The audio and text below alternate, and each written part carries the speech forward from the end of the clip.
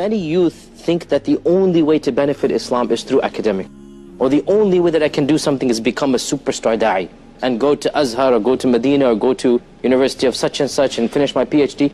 But not everybody is cut out to be a scholar. And in fact, the majority of the Sahaba were not scholars in that sense. The majority of the Sahaba were not narrators of hadith. The majority of the Sahaba were not masters of halal and haram.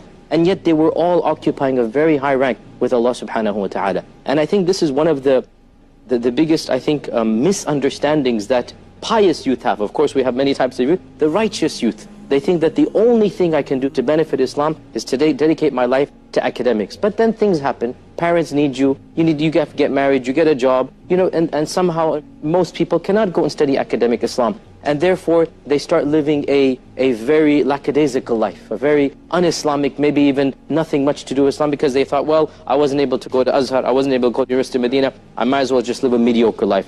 What my advice to them is, look, if you can't become a scholar, that doesn't mean you can't do anything for Islam. Wallahi, scholars need non-scholars. Scholars need scholars in other fields. If you can't be a scholar of Islam, become a scholar of something else. Even if it's a scholar of social work, a scholar of building a masjid.